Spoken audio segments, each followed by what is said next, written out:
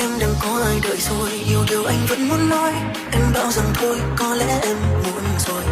Muốn níu tay em lại nhưng còn tim anh đang bối rối.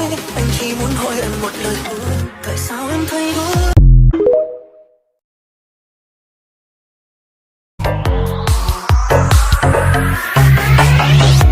Đã quá xa vời, con đường anh đi giờ đây đã phăng bóng một người mình anh thương.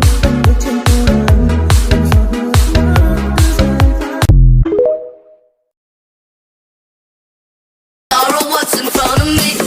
long lanh giọt sương kia đi trôi là vài câu nói anh chưa kịp nghĩ tới.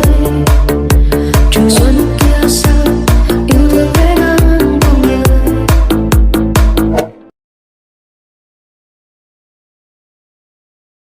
Quá khó để chăm lo một người con gái ấm no hạnh phúc đến khi cuối đời.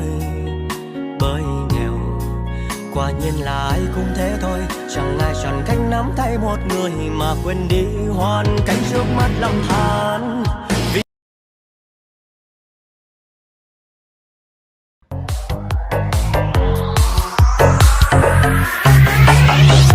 Đã quá xa vời, con đường anh đi giờ đây đã phăng bóng một người mình anh thương. Bước chân tôi từng giọt nước mắt cứ rơi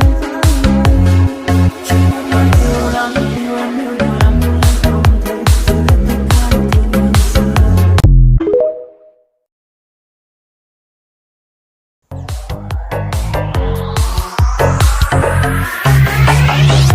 Đã quá xa vời, con đường anh đi giờ đây đã phăng bóng một người.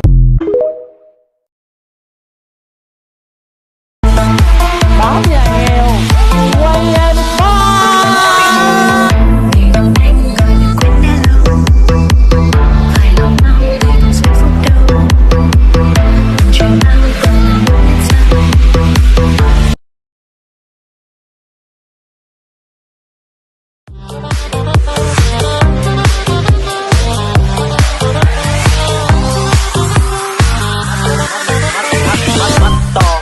đỏ mùi hương làm anh chú ý một ai đó là đi cong cùng mascara hôm nay đâu phải thứ 6/13.